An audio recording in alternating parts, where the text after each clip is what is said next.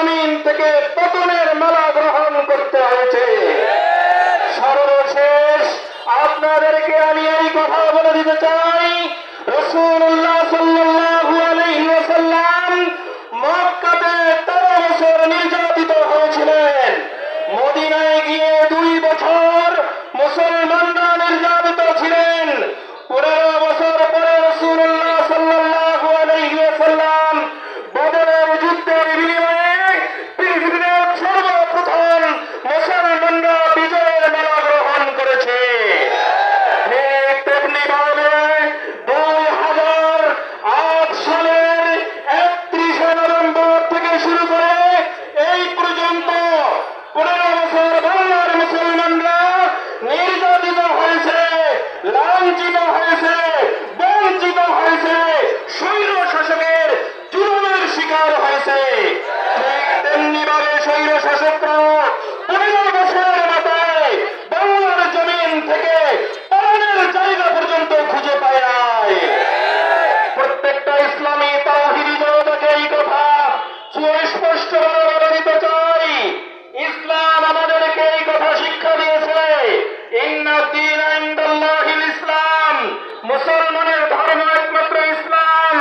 একমাত্র মুসলিম জাতিকে, শুধু মুসলিম জাতি নয়, সকল মানব জাতিকে একমাত্র মুক্তি দিতে পারে, শান্তি দিতে পারে একমাত্র ইসলাম ধর্ম। যেহেতু আমরা 71 সাল থেকে শুরু করে এই পর্যন্ত যত শাসকের কাছে আমরা বাংলাদেশের ক্ষমতা দিয়েছি, কোন শাসক বাংলার মুসলমানদেরকে মুক্তি দিতে পারে নাই। এই বাংলার জমিনের 18 কোটি মুসলমানকে একমাত্র মুক্তি দিতে পারবে ইসলাম, একমাত্র মুক্তি দিতে পারবে কোরআন, একমাত্র 18 কোটি মুসলমানকে, প্রত্যেকটা মানুষের অধিকারকে ফিরিয়ে দিতে পারবে ইসলামী আন্দোলন। ইসলামী আন্দোলন শুধু বাংলার মুসলমানকে নিরাপত্তা দিবে তাই নয়, তারা নিরাপত্তা দিবে হিন্দু ধর্মের অবলম্বী তাদেরকে, তারা নিরাপত্তা দিবে এমনকি নাস্তিকদেরকে, তারা নিরাপত্তা দিবে সংখ্যালঘু মানুষকে।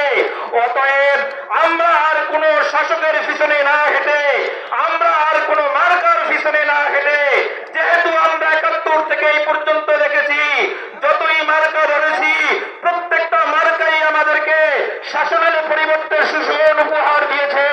অতএব আমরা কোরআনের পিছনে আসি, কোরআনের ছায়াতলে আসি, ইসলামের ছায়াতলে আসিয়া বাংলার জমিনে ইসলামী হুকুমত কায়েমের জন্য প্রত্যেকটা ইসলাম প্রিয় তাওহীদি জনতাকে ইসলামের পক্ষে আহ্বান করে আমি আমার সংক্ষিপ্ত বক্তব্য শেষ করছি। নাসরুম মিনাল্লাহি ওয়া ফাতহুন করিম।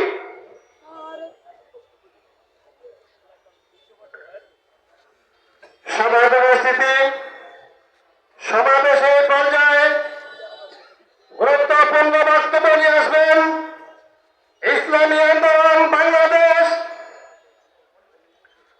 বুড়ারহাট থানার সভাপতি মোহাম্মদ কামরুল ইসলাম। সভাপতি মোহাম্মদ কামরুল ইসলাম।